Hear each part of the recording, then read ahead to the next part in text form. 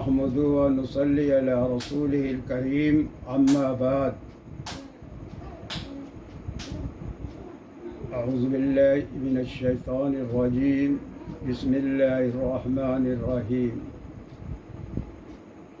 میرے محترم دینی بھائیوں و بہنوں، جب ہم کسی بھی انجان جگہ جاتے ہیں، جیسے تاج محل گھومنے جائیں یا امام باڑہ گھومنے جائیں، کیونکہ وہ جگہ سے ہم واقف نہیں ہیں، وہاں ایک گائیڈ کرنا ضروری ہوتا ہے۔ بغیر گائیڈ کے گھومنے بھی نہیں دیتے ہیں اور نہ گھوم سکتے بھی نہیں ہیں، کیونکہ کچھ پتہ نہیں ہے۔ یہ تو ہمیں گائیڈ بتائے گا کہ کہاں پر کیا تھا، کیا ہے، اس کی تاریخ کو، جگہوں کو وہ بتائے گا۔ اس کے بغیر ہم گھوم نہیں سکتے، سمجھ نہیں سکتے۔ جب اللہ رب العزت نے بندے کو اس دنیا میں بھیجا تو یہ دنیا بندے کے لیے انجان تھی، اس کے راستے انجان تھے، اس کا سب کچھ سے وہ ناواقف تھا۔ اللہ نے یوں ہی نہیں دنیا میں چھوڑ دیا، بلکہ ہم کو ایک گائیڈ لائن دی۔ اس گائیڈ لائن کا نام ہے قرآن مجید، اور بندوں کے روپ میں پیغمبر دیے، وہ ہم کو گائیڈ کرتے رہے۔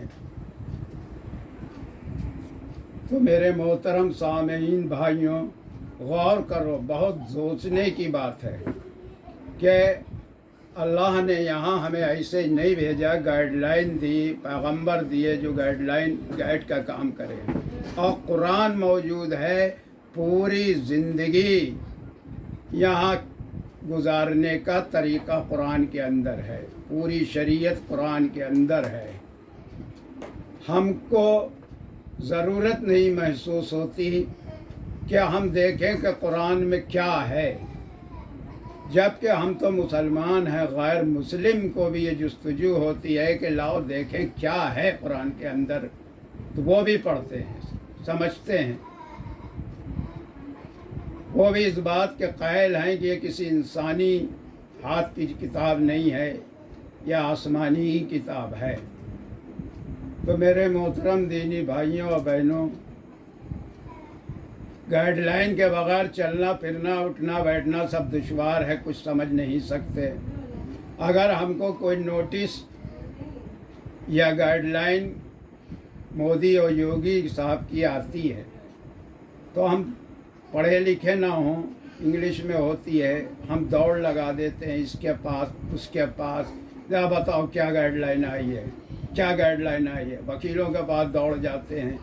ایسا نہ ہو انجانے میں ہم سے کوئی غلطی ہو جائے اور ہم گائیڈ لائن کے خلاف چل کے جیل پہنچ جائیں۔ بالکل سچی بات بتا رہا ہوں۔ لیکن ذرا سوچئے، وہ گائیڈ لائن جو آسمانی ہے، نہ تو ہم نے اس کو خود سمجھنے کی کوشش کری، نہ کسی سے سمجھانے کو کہا، اور جہاں یہ سمجھا جا رہی ہے نہ وہاں ہمارے پاس جانے کا ٹائم ہے، نہ ہمیں اس میں کوئی دلچسپی ہے۔ تو اگر اس دنیا کی گائیڈ لائن کے خلاف آپ، اس حکومت کی گائیڈ لائن کے خلاف چل دیے تو زیادہ سے زیادہ آپ جیل چلے جائیں گے۔ لیکن پتہ ہونا چاہیے کہ اگر آسمانی گائیڈ لائن شریعت کے خلاف آپ چلے تو آپ جہنم میں پہنچ جائیں گے۔ یہاں کی زندگی تو کیا ہے، جتنی دکھ بھری ہو ایک دن ختم ہو جائے گی۔ یہاں موت ہے، وہاں موت نہیں ہے۔ وہاں کبھی کسی کو موت نہیں آئے گی۔ جو دوزخ میں ہوگا وہ دوزخ میں سدا رہے گا، جو جنت میں ہے وہ جنت میں رہے گا۔ تو میرے بھائیوں، اس وقت بہت سخت ضرورت ہے، بہت سخت ضرورت ہے قرآن کو سمجھنے کی۔ میں آپ لوگوں سے درخواست کرتا ہوں کہ اپنے بچوں کو ماہ ترجمہ و تفسیر کے قرآن پڑھائیں، تاکہ ان کو کوئی گمراہ نہ کر پائے۔ تو ہم اس وقت بغیر گائیڈ لائن کے چل رہے ہیں تو یقیناً ہم صحیح راستے پہ نہیں چل رہے ہوں گے، اسی لیے ہم بھٹک رہے ہیں۔ حضور صلی اللہ علیہ وسلم نے خطبے میں فرمایا تھا کہ میں بھی تمہاری طرح ایک بندہ ہوں، کب میرا بلاوا آ جائے اور میں چلا جاؤں، میں تمہارے بیچ دو بڑی قیمتی چیزیں چھوڑ کے جا رہا ہوں، اگر تم اسے مضبوطی سے پکڑ لو گے تو کبھی گمراہ نہیں ہوگے۔ پہلے آپ نے فرمایا وہ ہے اللہ کی کتاب قرآن مجید، اگر اسے مضبوطی سے پکڑ لیا کبھی بھی۔ تھوڑے وقفے کے بعد بتایا دوسری میری سنت ہے۔ سنت اس کو کہتے ہیں، اس طریقے کو کہتے ہیں جس طریقے پہ آپ نے پوری اپنی حیات طیبہ گزاری، اس کو کیا ہے سنت کہیے، اور کیا ہے آپ کا طریقہ کہیے۔ تو ایک بات تو بالکل سمجھ لیجئے اچھی طرح سے، سنت کے ہٹ کے سر پٹک کے مر جائیں گے کامیابی نہیں ملے گی، کوئی راستہ نہیں ہے۔ دنیا کے سب سے کامیاب، دنیا کے سب سے بڑے علم والے، دنیا کے سب سے زیادہ کامیاب انسان حضور صلی اللہ علیہ وسلم تھے۔ آپ کے طریقے کو اپنائیں اور کامیابی حاصل کریں۔ اور قرآن مجید ذرا دھوکہ نہ کھائیے، آج کل تو بڑے دھوکے ہیں دنیا میں۔ اس وقت آدمی کہتا قرآن ہم پڑھتے تو ہیں، تو پہلے یہ جو مضبوطی سے قرآن پکڑنے کو کہا گیا، اس کا یہ مطلب نہیں کہ آپ ہاتھ میں اسے جکڑ لیں۔ مضبوطی سے قرآن پکڑنے کا مطلب یہ ہے کہ قرآن کے ایک ایک احکامات پر آپ عمل کریں، یہ مطلب ہے اس کا۔ کچھ لوگ ایسے ہی دھوکہ دیتے ہیں دنیا کو کہ یہ قرآن ہم پڑھتے تو ہیں، قرآن صرف تلاوت کی چیز ہرگز نہیں ہے، ہرگز نہیں ہے، وہ تو ایک سنویدھان ہے، آسمانی شریعت ہے اس کے اندر، وہ تلاوت کی چیز خالی نہیں ہے۔ اور اسی کے اندر آیت، اب لمبی بات نہیں کریں گے ہو جائے گی، تو اسی قرآن کے اندر آیت ہے کہ قرآن کو حکم ہے کہ سمجھ کے پڑھا جائے۔ جس نے سمجھ کر نہیں قرآن کو پڑھنے کی کوشش کی، اس نے قرآن کو چھوڑ دیا۔ یا ہم نہیں کہہ رہے ہیں، قرآن کی آیت کہہ رہی ہے، یا پیغمبر کہہ رہے ہیں کہ اللہ سے شکایت کریں گے میری قوم نے قرآن کو چھوڑ دیا تھا۔ دوسری بات، تو جب شیطان کا نام آتا ہے تو ہمارے ذہن میں ایک گندی تصویر شبیہ گزرتی ہے کہ گھنونی، کہ شیطان غلیظ گندے کام کرنے والا۔ لیکن آپ کو ہم بتا دیں، شیطان جب ہم کو بھڑکاتا ہے، جب ہمیں گمراہ کرتا ہے، تو وہ کبھی شیطان بن کے نہیں ہمیں آتا ہمارے پاس، نہ ہی وہ کوئی ہمیں گمراہ کر سکتا ہے شیطان بن کے، بلکہ وہ بہت ہی خوبصورت شکل بنا کے ہمارا ہمدرد، ہمارا دوست، ہمارا غمخوار، ہمارا محسن بن کے ہم کو غلط راستے پہ چلاتا ہے، ہماری ٹھڈیوں میں ہاتھ دے کے ہمارے سر کو سہلا سہلا کے گمراہ کرتا ہے۔ تو مختصر میں بتا رہا ہوں کہ آپ اس دنیا میں انجان ہیں، اوپر جہاں سے آئے وہاں واپس جانا ہے، ریٹرن ٹکٹ ہیں ہمارے پاس، سب کو واپس جانا ہے۔ یہاں ہم مسافر ہیں، چاہے جتنی لمبی زندگی لے کے آئے ہوں، لیکن اس دنیا سے جانا ہے، اور جب جانا ہے کہاں جانا ہے؟ وہیں جانا ہے جہاں سے آئے ہیں، پھر وہاں کیا جواب دیں گے؟ تو اس لیے قرآن کو سمجھیے، قرآن کو سمجھوائیے، اپنے گھر میں درس قرآن کروائیے۔ تو میں یہ کہہ رہا تھا، شیطان جو ہے ہمیشہ محسن غمخوار اور دوست بن کر ہی ہم کو گمراہ کرتا ہے۔ اب شیطان کو بھی ہم اگر پہچانیں گے تو پڑھ لکھ کر ہی پہچانیں گے، قرآن کو پڑھ کر ہی سمجھیں گے کون شیطان ہے اور کون ہم کو جو بات کہہ رہا وہ ہے بھی قرآن میں یا خود نہیں ہے۔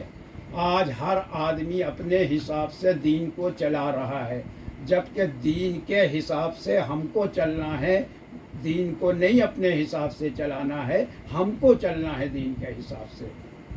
لیکن یہ سب باتیں عام آدمی کیسے جان سکتا ہے؟ بغیر قرآن پڑھے نہیں جان سکتا۔ تو گائیڈ لائن کا مطالعہ کریے، بہت ضروری ہے، اتنا جتنا کھانا ضروری ہے اس سے زیادہ قرآن کا سمجھنا ضروری ہے۔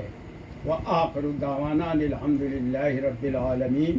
اب آپ کے سامنے درس قرآن کی جہاں تک کل ہوا تھا متقین کے آگے شروع کرتا ہوں۔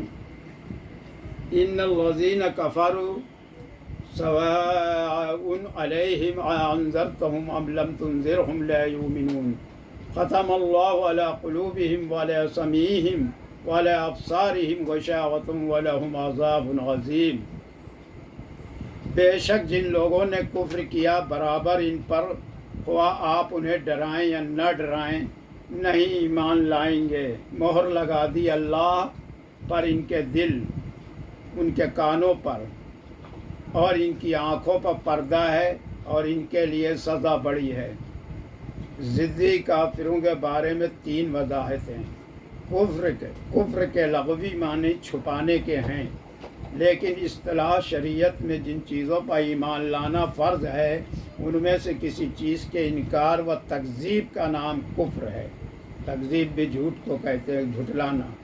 اس طرح جو شخص رسول کریم صلی اللہ علیہ وسلم کی ان تعلیمات میں سے جن کا ثبوت قطعی و یقینی ہے، کسی ایک بات کو بھی حق نہ سمجھے اور اس کی تصدیق نہ کرے، وہ کافر کہلائے گا۔ ان آیات سے متعلق ہر کافر کا بیان نہیں فرمایا گیا ہے، بلکہ یہاں وہ خاص قسم کے کافر مراد ہیں جن کی نسبت اللہ تعالیٰ کو معلوم تھا کہ ان کا خاتمہ کفر پر ہوگا، جن کے ضمیر ضد اور عناد کی وجہ سے مردہ اور دل سیاہ ہو چکے ہیں۔ ایسے کافروں کے بارے میں ان آیات میں پہلی بات تو یہ بتلائی جاتی ہے کہ نبی صلی اللہ علیہ وسلم کا ایسے کافروں کو ڈرانا یا نہ ڈرانا برابر ہے۔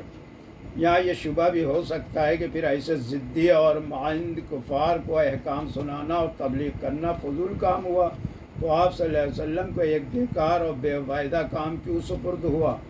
اس کا جواب حضرت تھانوی رحمۃ اللہ علیہ نے اپنی تفسیر میں یہ دیا ہے کہ فعال معبث تو اس کو کہتے ہیں جس میں کوئی بھی فائدہ نہ ہو۔ یہاں اگرچہ ان ضدی کافروں کو فائدہ نہ ہوگا، لیکن رسول مقبول صلی اللہ علیہ وسلم کو تو فائدہ ہوگا کہ تبلیغ کا ثواب ملے گا، پھر یہ فضول فعل کیسے ہوا؟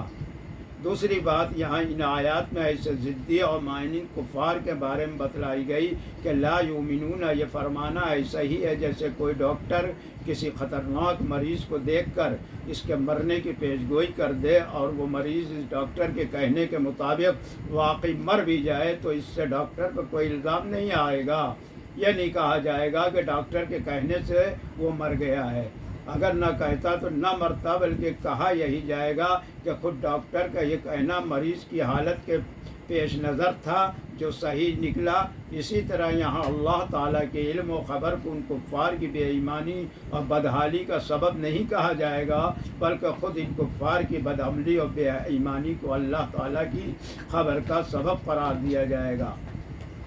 یعنی ان کی بدحالی کا اندازہ کر کے اللہ تعالیٰ نے لا یؤمنون کی خبر دی جو صحیح نکلی۔